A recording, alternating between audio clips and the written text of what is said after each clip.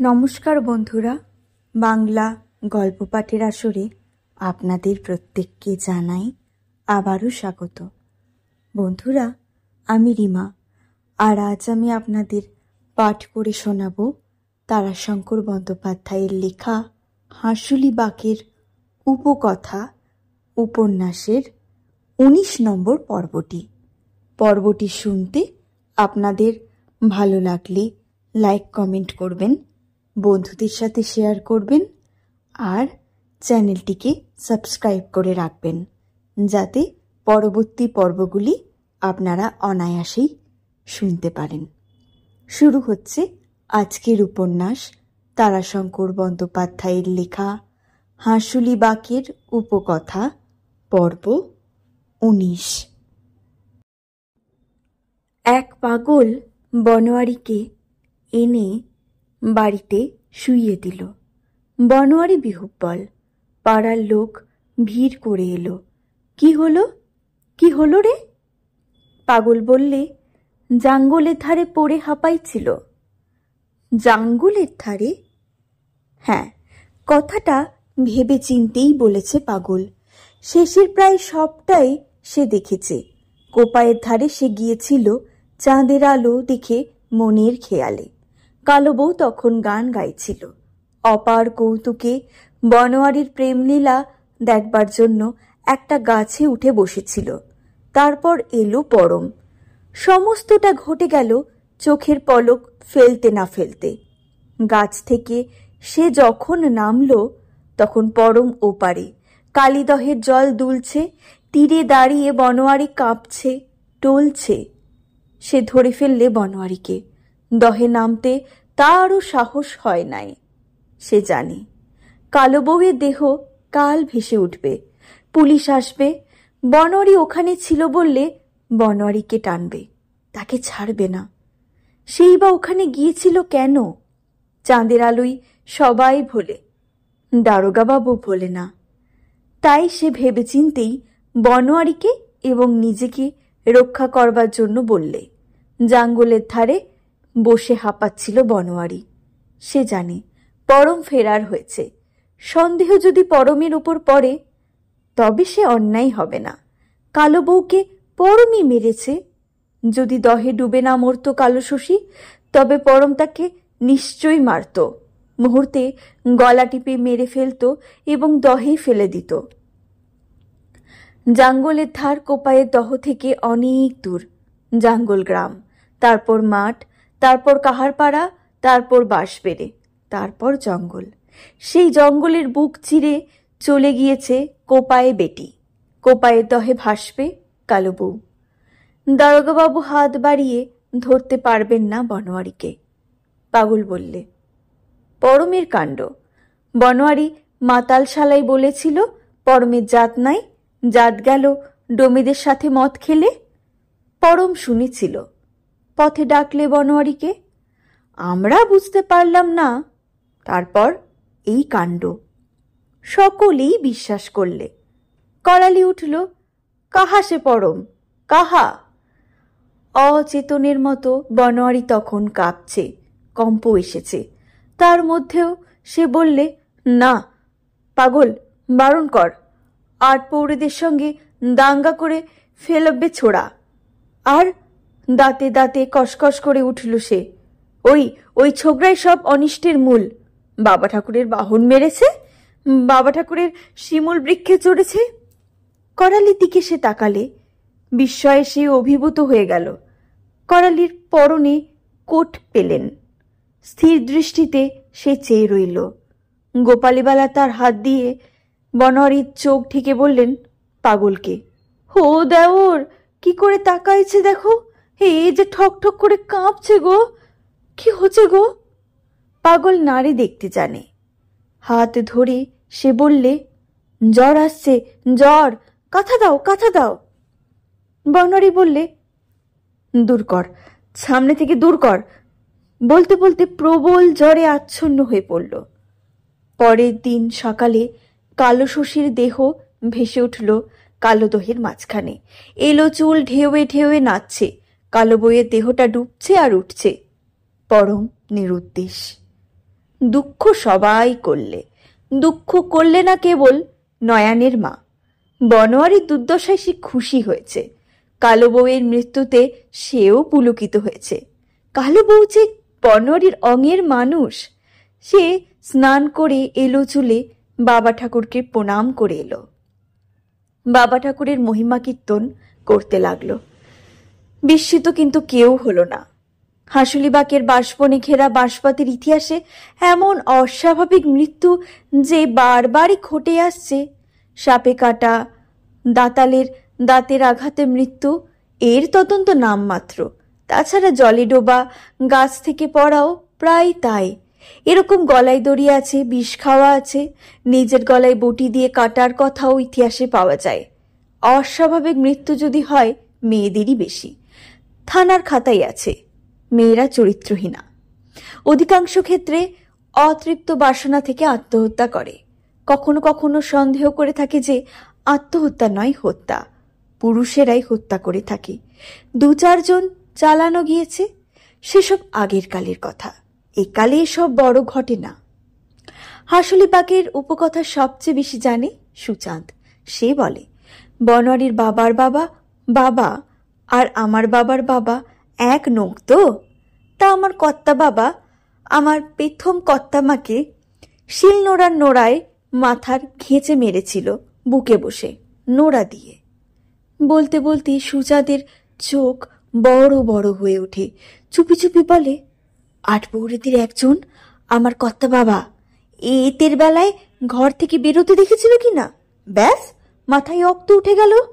ঘরের সামনে শিল নোড়া, সেই নোড়া দিয়ে মাথা ঘেঁচে মেরেছিল পরিবারকে। তারপরে টেনে ফেলে দিল কোপায়ের গর্ভে।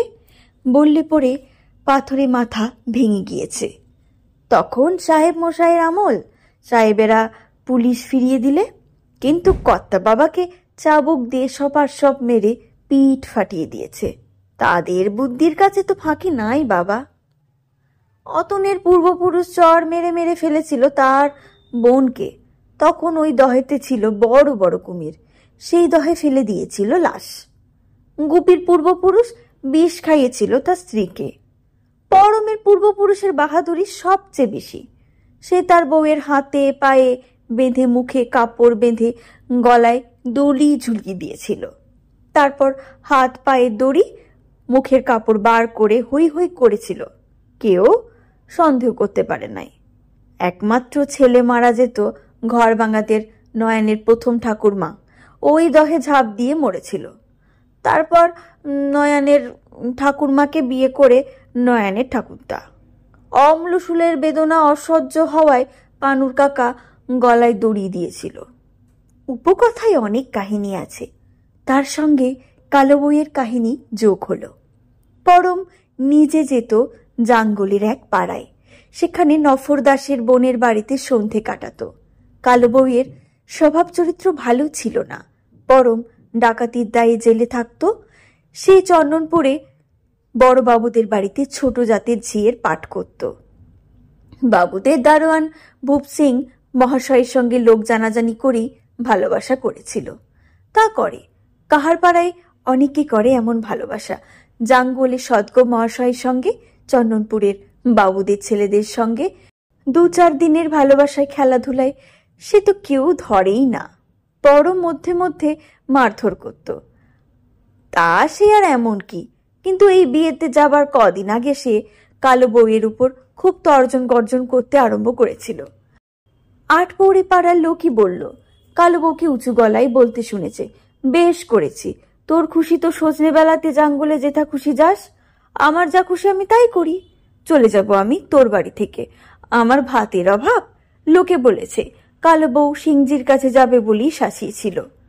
কাল রাত্রে পরম আর বনোয়ারি মিত্তির বাড়ির বিয়ে থেকে ফেরার পথে কথা বলবার জন্য পিছিয়ে আসছিল। 8 পৌরেরা বলে তারা পাড়ায় এসে মদ খাচ্ছে। রাত্রি কত তা খেয়াল ছিল না, তবে চাঁদ উঠেছিল তখন। সেই সময় পরমের উঠানে পরমের ক্রুদ্ধ হিংস্র কণ্ঠস্বর শুনতে পায়। কালো বউকে সে ডাকছিল, কোথা গেলি, কই যাবি, কোথা, জম আমি তোর। বলতে বলতে সে বেরিয়ে গেল।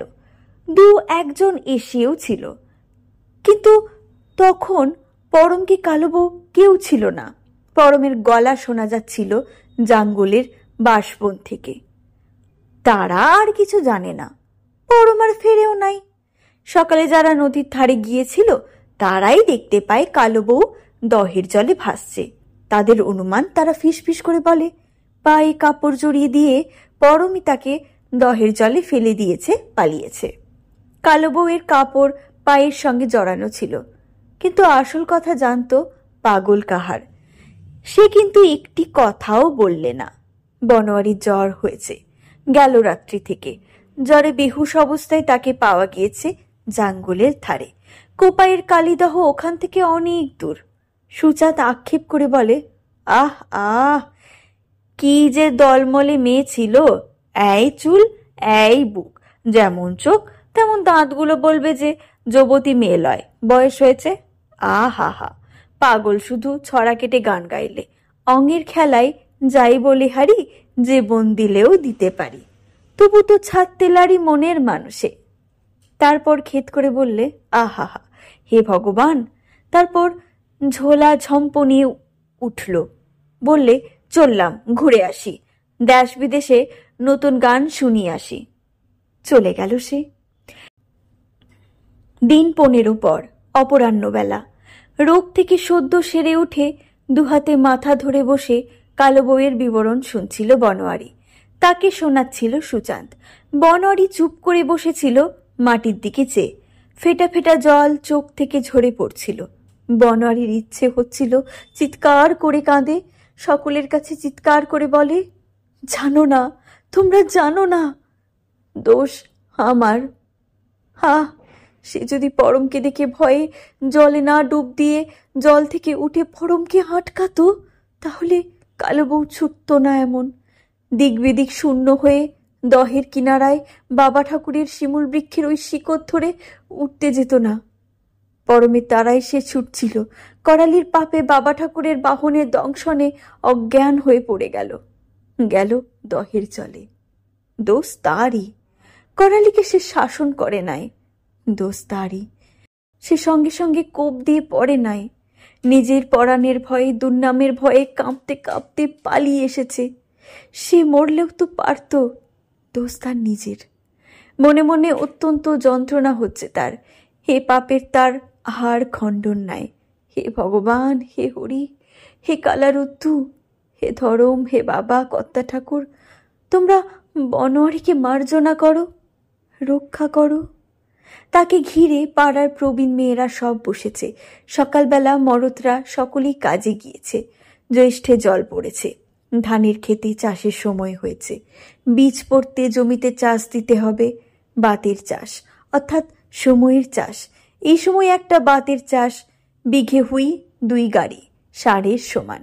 এ কামাইয়ের সময় নয়। খানিকাধে শরীরের বেজুত অর্থাৎ অসুস্থতা চাষের মনীষে এ সময় গ্রাহ্য করে না। তাছাড়া মনিপ আছে। মনিপ বলে, এত যারা সুকুমারী, তাদের আবার চাষ করা কেন? কথা ঠিকই বলেন তারা। মেয়ে হইলে মারণ হয় না, পাচন হইলে গরু হটে না, সওয়ার নইলে গোড়া ছোটে না। তেমনি মনিব ওই সদ্গো মহাশয়দের মতো চাষি। মনিব ছাড়া কৃষাণ কাহার মুনিশ ঠিক ঠিক কাজ করে না। বাবুদের হলে অন্য কথা, তাদের ঠিক চাষে মন নাই। সদ্গো মনিবদের কাহার কৃষাণেরা কেউ বাড়ি নাই। বনোয়ারিকে ঘিরে আছে পাড়ার প্রবীণ মেয়েরা, শুধু নয়নের মা বাদে। মেয়েদের দলের মধ্যে বসনও এসে সে সকাল থেকেই বসে আছে। তার সমস্যা মেয়ে জামাইকে নিয়ে। করালি পাখি কোঠা ঘর তুলল, এই নিয়ে পাড়ার মেয়েরা যে গবেষণা করছে তাতে তাকে আতঙ্কিত করে তুলেছে। সে নিজেও ভেবে দেখেছে। কেউ কখনো করে নাই, করালি করছে।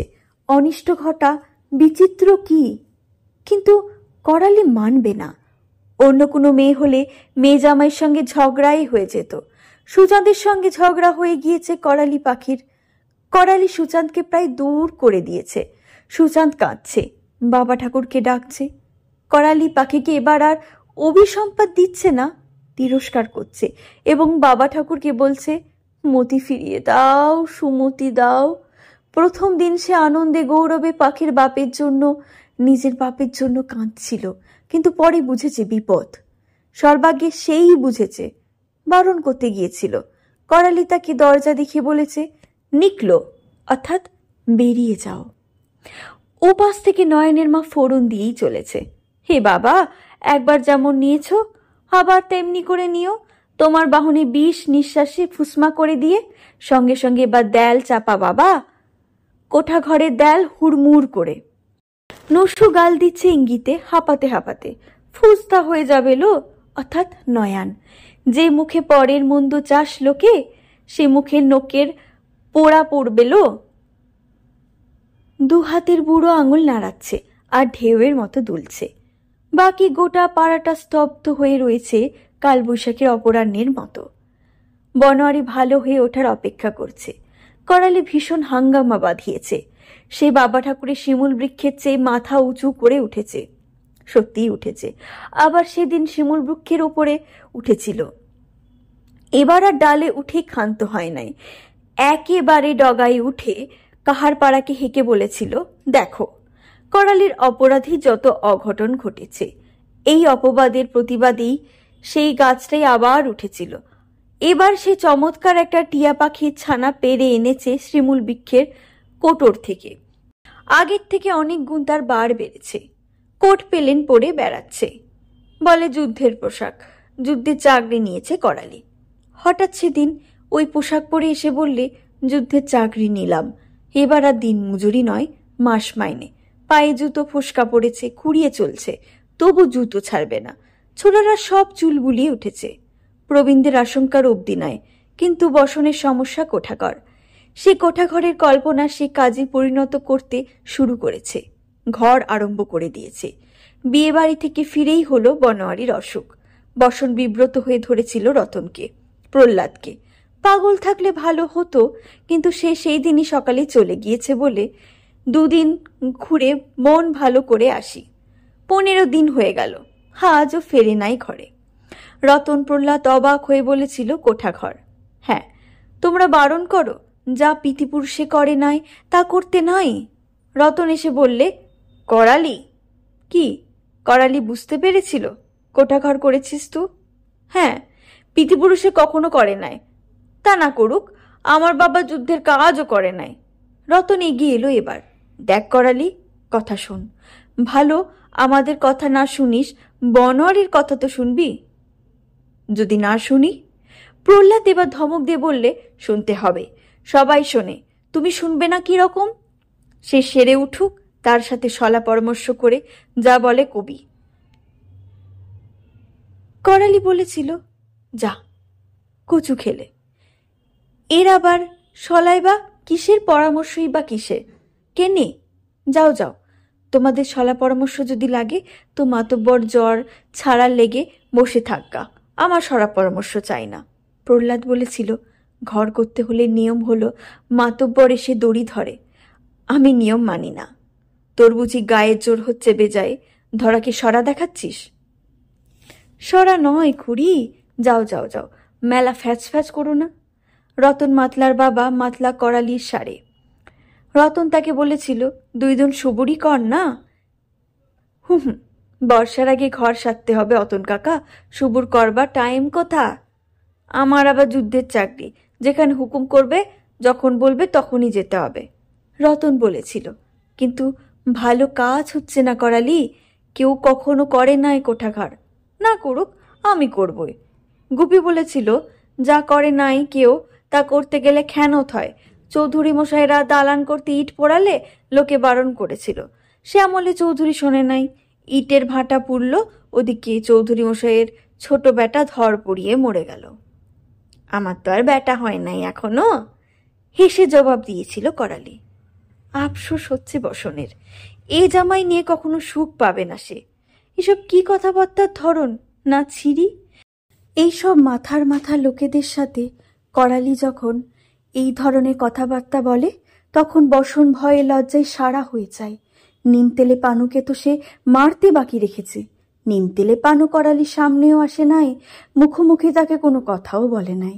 নিজের বাড়িতে বসে সে নয়নের মাকে বলেছিল, এ কাল তাক 3 মোড়ল মাতব্বরের গুষ্টি গুজরে গেল। আটপৌরদের পরমদের ঘর, ঘর ভাঙাদের বাড়ি, কোষ কেঁধেদের গুষ্টি, তারা কেউ কোঠা ঘরে পরিবার নিয়ে সই নাই বাবা। কথাটা করালির কানে উঠতেই সে পানুর বাড়ি বয়ে গিয়ে তার সামনে তপ্ত হয়ে বসে বলেছে, হ্যাঁ শালো, মাতব্বেররা কোঠায় সই নাই বলে আমি শুতে পাবো না? নিমতেলে পানু সেদিন সেই চর খাওয়া অবধি করালিকে দুর্দান্ত ভয় করে। সে কোনো জবাব দেয় নাই। করালি তবু ছাড়ে নাই। নিরুত্তর পানার মুখের সামনে ঠিক পানার মতো ভঙ্গিতে বসে ভেঙিয়ে মৃদু স্বরে শ্লেষের সঙ্গে বলেছে, হা শাপলা, বনোয়ারি মাতব্বরের পরিবারের যে রং কালো, দেখতে সে যে কুৎসিত বলে আমি ফর্সা সদ্য মেয়ে বিয়ে করতে পাবো না? তোমার পরিবারের তো রং ফচ্চা, তাকে তুমি ছাড়ো শালো। বলি, ওরে শালো। বসে বসে খানিকটা এগিয়ে গেল পানুর দিকে। পানু বেচারি ভয় পেয়ে গিয়েছিল। সভয়ে সেও বসে বসেই পিছিয়ে সরে যেতে চেষ্টা করেছিল। বলেছিল, ওই ওই, ওসব কি কথা? করালিও বসে বসে পানুর দিকে আরো এগিয়ে গিয়েছে আর বলেছে, ইটের বদলে পাটকেল রে ছুঁচো, তোর যেমন তাই। কিব্বা কেনে, আমার কি? আরো খানিকটা সামনে এগিয়ে বসে করালি প্রশ্ন করেছে, তাই তো শোধাচ্ছি রে ছুঁচো, তোর কি? আমি কোঠাঘর করব, তাতে তুই কথা বলবি কেনে, শালো ছুঁচো। বসন্ত বারবার অনুরোধ করেও করালিকে প্রতিনিধিত্ব করতে পারে নাই। মহিষের মতো তার গা। অবশেষে পাখি এসে তাকে ক্ষান্ত করে উঠিয়ে নিয়ে যায়। যেমন করালি তেমনি পাখি। মেয়ের রং যেমন গোড়ো তেমনি তেজ, যেন আগুনের হা। ভয় ডর নাই। করালিকে বললে উঠে আয়, করালি গ্রাহ্য করলে না, শুনছিল না।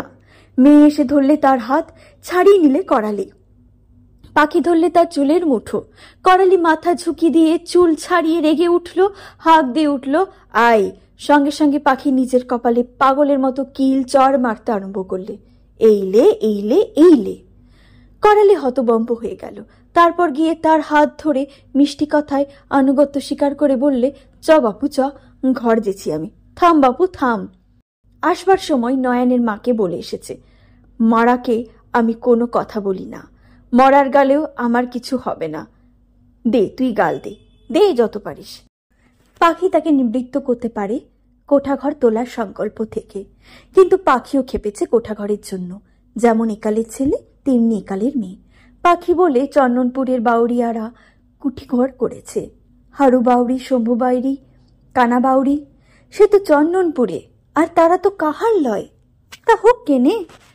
তাই বসন্ত এসে বসে আছে বনোয়ারির কাছে। সুযোগ পেলেই বনোয়ারিকে বলবে। করালিকে এক সেই নিবৃত্ত করতে পারে। তাছাড়া আরো একটা আশঙ্কা আছে তার।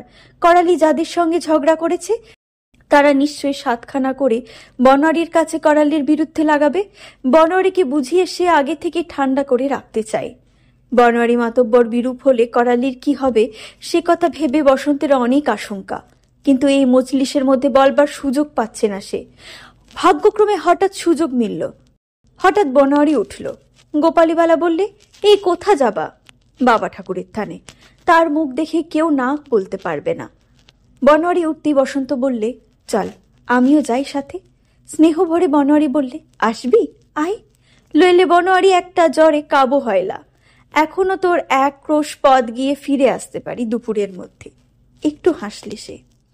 যাবার পথে হেসে বলদ দুটি এবং গায়ে কয়টির কাছে দাঁড়িয়ে তাদের গায়ে হাত বুলিয়ে আদর করলে। ডাইনের আটকেলে, অর্থাৎ সাদার ওপরে 8টি কালো দাগ বিশিষ্ট বলদটা বনোয়ারির বড় ন্যাওটা। ওটা তার ঘরেরই। বাছুর বলদটা তার হাত চেটে মাথা নেড়ে নানান ভঙ্গিতে আনন্দ প্রকাশ করলে। বনোয়ারি একটু প্রসন্নতার স্পর্শ পেলে ওদের কাছ থেকে। মনে মনে বললে, মা ভগবতী, তোমাদের সেবার তো কখনো তুমি ত্রুটি করিনি মা। তোমাদের আশীর্বাদে আমার এই পাপটি খণ্ডে দাও। পথে সে আটপৌরে পাড়ার বটগাছের তলায় কালো বউয়ের সঙ্গে তার দেখা হতো। বনোয়ারি বললে, একটুকুন দাঁড়া বসন। বসন ভাবলে ক্লান্তি। বললে, না এলেই হতো। বললে, পরে আমি এসে কর্তার গানের মিট্টিকে নিয়ে যেতাম। বনোয়ারি উত্তর দিলে না, সে ভাবছে কালো বউয়ের কথা, তার অপরাধের কথা। বনোয়ারির অর্থাৎ বনোয়ারির নাকি? বনোয়ারি ফিরে তাকালে। আটপৌরে পাড়ার বুড়ো রমন আটপৌরেতে এসে দাঁড়িয়েছে। তাকে দেখে রমন পরমের আত্মীয়। ভাইরা ভাই। কালো শশীর বড় বোনকে সে বিয়ে করেছে। বনোয়ারি তার বাঁকা ভেঙে পড়া মূর্তির দিকে চেয়ে রইল।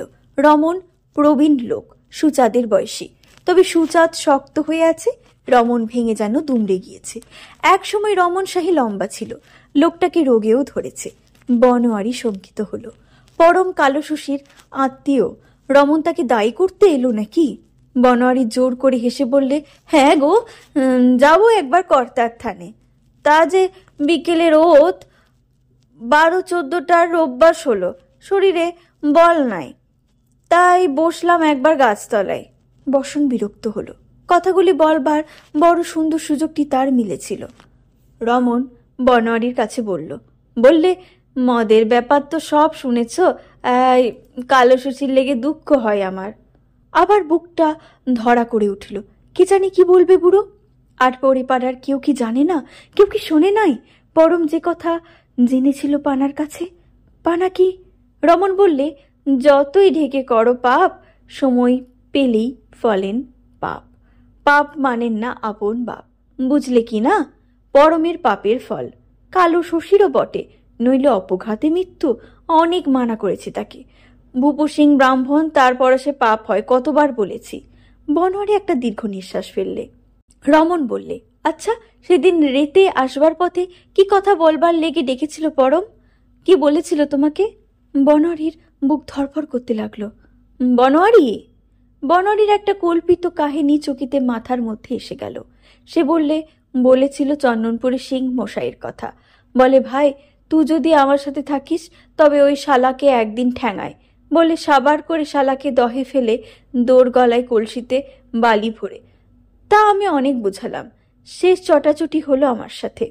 আমাকে বললে, আমার জাত গিয়েছে বললি কেনে মাতাল শালায়? বলে আচমকায় লাফিয়ে পড়ল ঘাড়ে। তারপরে মারামারি। আমি কাবু হয়ে গেলাম। আমাকে ফেলে তখন হনহনিয়ে চলে এলো। কি করব আমি? সর্বাঙ্গে ব্যথা, ধুলো, বালিপথে পুকুরে নামলাম। তখন শুনলাম কালো বউকে গাল দিতে দিতে যেছে পরম। আমার তখন জ্বর এসে কাঁপছি। তারপরে তো পাগল গেল। সে একটা দীর্ঘ নিঃশ্বাস ফেললে। রমন বললে, যাক, তোমার যে জ্বর ডরিয়েছিল সকলে, বেঁচেছ এই কাহার পাড়ার ভাগ্যে।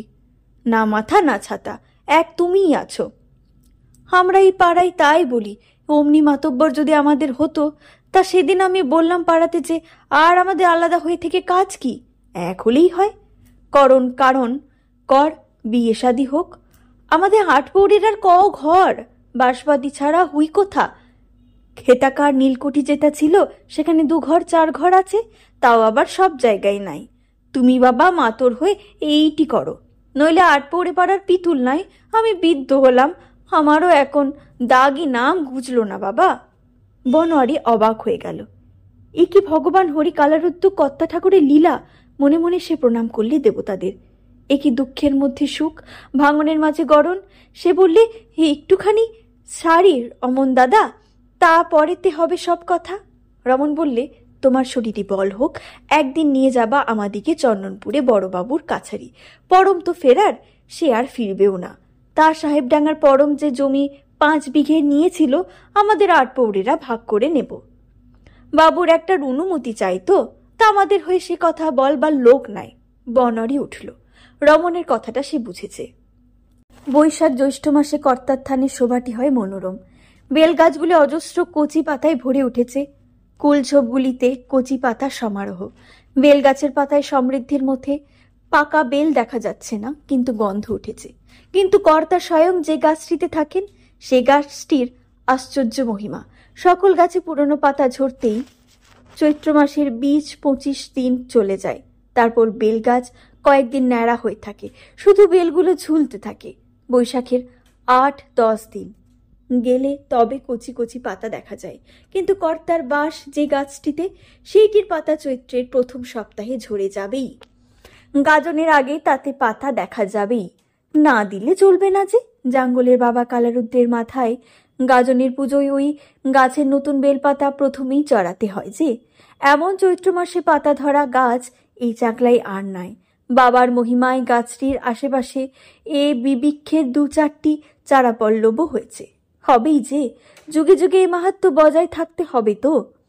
শেওড়া গাছগুলি নতুন পাতা ধরেছে, শোয়াকুলের ঝোপগুলিতেও নতুন পাতা। গাছগুলির মাথায় চারিপাশের কুল ঝোপগুলির মাথা ছেয়ে আলোকলতা ছড়িয়ে পড়েছে ছাতার মতো। মধ্যে মধ্যে ফুলে ভরা ধুতরো ও আন্দের গাছ। সবচেয়ে বাহার দিয়েছে একটা বাদলা লাঠির গাছ। গাছটা ভরে অজস্র হলুদ রঙের ফুল ফুটেছে, লম্বা ডাঁটায় অসংখ্য ফুল। ফুলের ভারে নুয়ে পড়ে দুলছে। ফুলঝুরি না বললে সে ফুল ফোটার সঠিক বর্ণনা হয় না। চারপাশে তাল গাছের বেড়া, তাল ধরে রয়েছে কাঁদি কাঁদি। কর্তার থানটির আর একটি মহিমা চারপাশে নজর চলে। পূবে ওই দূরে পলনে মাঠের কিনারায় দেখা যাচ্ছে বাঁশবাতি, তার পাশে সেই দহ। সেই দহে ডুবেছে কালো বউ। উত্তরে তাকাও, দেখবে দেখা যাচ্ছে জাঙ্গল গ্রাম। উত্তর পূর্ব চন্দনপুর স্টেশন একেবারে পরিষ্কার দেখতে পাবে। পশ্চিমে তাকালে সাহেবডাঙ্গা নজরে পড়বে। পশ্চিম দক্ষিণ কোণেও তাকাও, নজরে পড়বে কোপাইয়ের হাসুলির বাঁকের প্রথম খোঁজ। মোট কথা, কর্তা এই বেলগাছটিতে বসে রুদ্রাক্ষের মালা জপ করেন আর গোটা হাসুলি বাঁকে তার দৃষ্টি দেন। প্রসন্ন দৃষ্টিতে মানুষের ঘরে সুখ শান্তি উছলে পড়ে।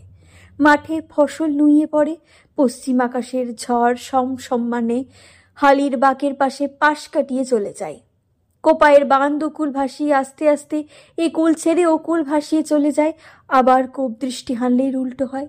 ঘরে ঘরে দুঃখ, ঝগড়াঝাটি, লাঠালাঠি, মনে মনে অসুখ, গায়ে গায়ে বিবাদ, আকাশে অনাবৃষ্টি, মাঠে অজন্ম। মাথার উপর ঝড়, কোপাইয়ের বান। সেবার হাসুলি বাঁকের এই প্রথম খোঁজি বল আর খাজি বল।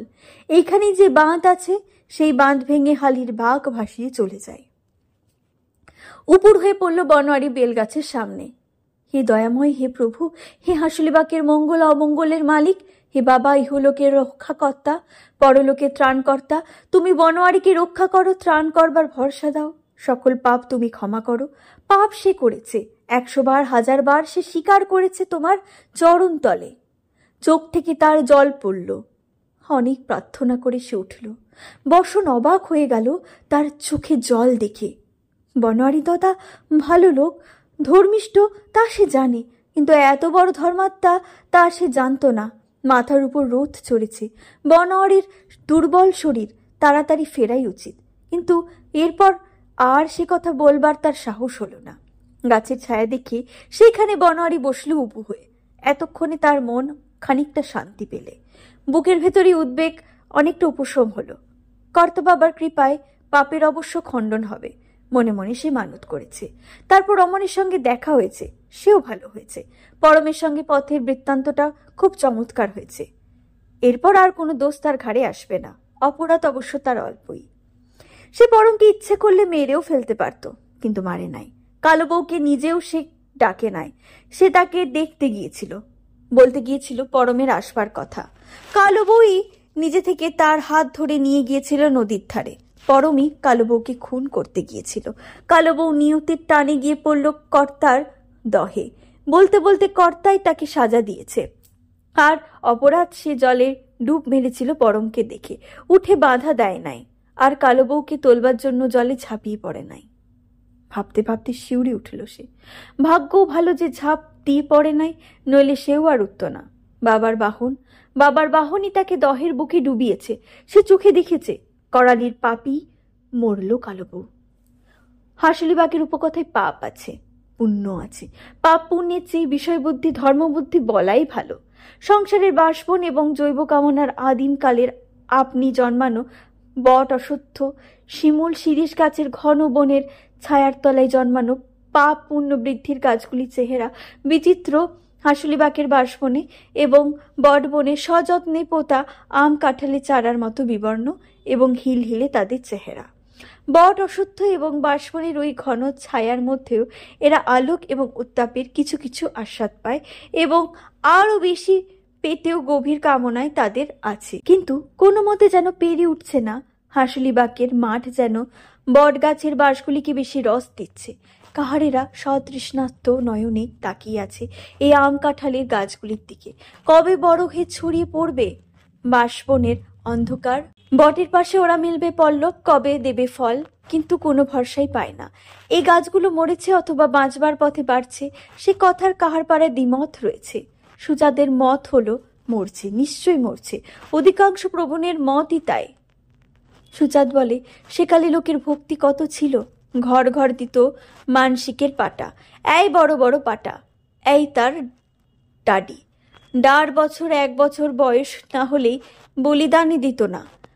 আতে চুরি করতে যেত, মর্দেরা কর্তার ঠাইটিতে পেনাম করে তবে যেত। মেয়েরা কারুর সাথে অং করতে আগে কর্তার গাছতলায় 1 খান সিঁদুর দিয়ে তবে অং করতে নামতো। কর্তা লোককে স্বপনে আদেশ দিত। গোপীর কর্তাবাবা মাথা ঠুকলে কর্তাবাবার কাছে সে করি পরিবার নিয়ে আমি কি করি তা বল বাবা তুমি। গোপীর কর্তামায়ের অং হয়েছিল ওই পাড়ার একজনের সাথে, বাবা স্বপন দিলে মেরে ফেলাও বিষ দিয়ে। স্বপনে বাবা ইয়াদের গরুমারা বিষ হাতে দিয়ে বললে, এইলে এই বিষে মরল গুপির কর্তামা। তারপর সে বলে, সে আমিও নাই, সে অযুদ্ধও নাই, মানুষের সে বেম নাই, ভক্তি নাই, বাবাও নিজের মহিমা গুটিয়ে নিয়েছেন। যেমনে কলি তেমনে চলি, কলিকালে ধর্মও নাই, তাই মানুষের হালচাল এমনই। জাঙ্গলে চৌধুরী মশাই বলতেন, কলিকালে ধর্মের 1 ঠ্যাং, তাও ক্ষয়ে আসছে, ক্ষয়ে এলেও খানিকটা আছে, তাই এখনো কিছু কিছু আছে। বনোয়ারি তার উল্টো মত অবশ্য পোষণ করেন না, কিন্তু তবু সে প্রত্যাশা করে হাঁসুলি বাঁকের মধ্যে সে ধর্মের ওই একটা ঠ্যাংকে আর ক্ষয়ে যেতে দেবে না। বনোয়ারি এসে গড়িয়ে পড়ল বাবার থানে, সান্ত্বনাও সে পেলে। মনে মনে বললে, ক্ষমা করো বাবা, ক্ষমা করো, আমি তার জন্যে দায়ী নয়, তবে করালিকে আমি সাজা দিই নাই, সে অপরাধ আমার বটে।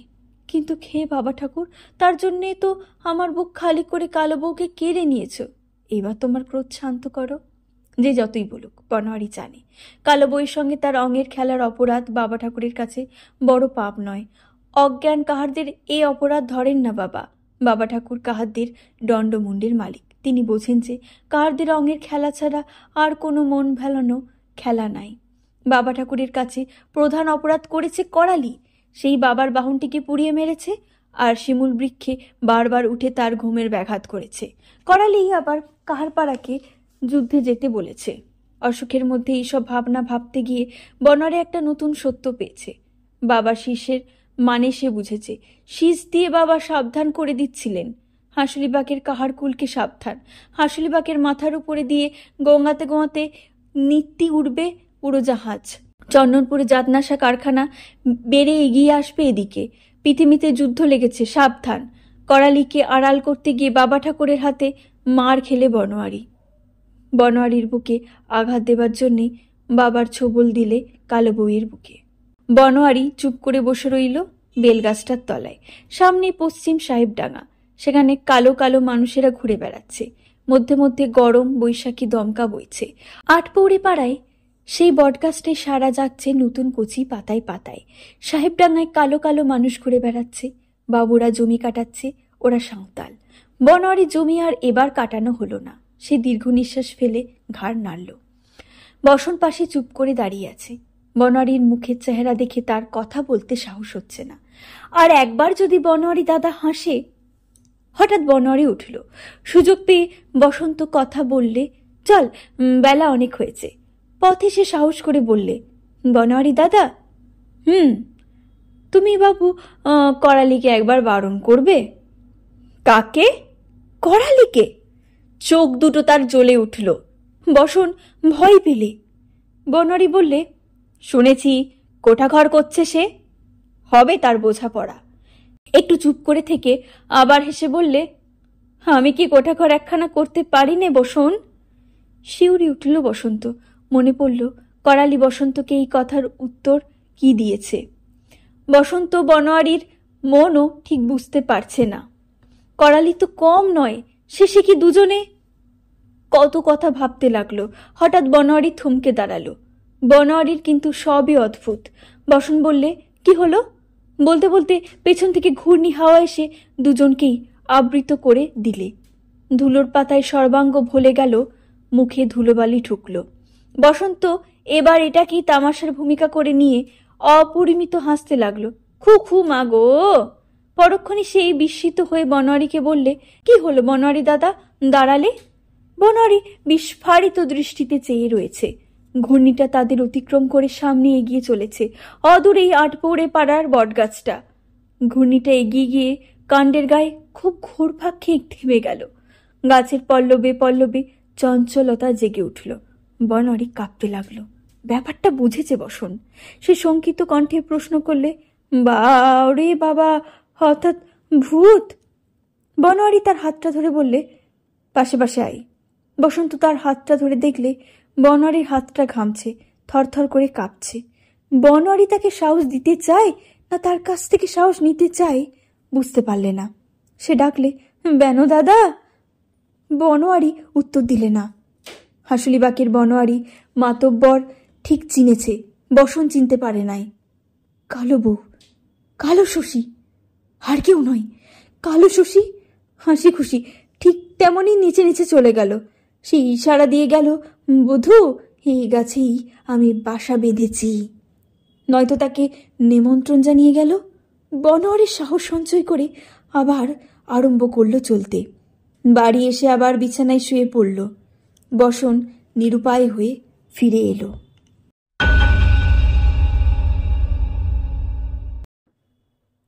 বন্ধুরা, আপনারা এতক্ষণ ধরে শুনছিলেন তারাশঙ্কর বন্দ্যোপাধ্যায়ের লেখা হাসুলিবাকের উপকথা উপন্যাসের 19 নম্বর পর্বটি। উপন্যাসটি শুনতে ভালো লাগলে লাইক কমেন্ট করবেন, বন্ধুদের সাথে শেয়ার করবেন, আর নতুন নতুন গল্প, কবিতা আর এই উপন্যাস শুনতে চ্যানেলটিকে সাবস্ক্রাইব করে রাখবেন। আবারও আপনাদের কাছে হাজির হব অন্য কোনো গল্প, কবিতা কিংবা এই উপন্যাস নিয়ে। ততদিনে ভালো থাকবেন। Thank you.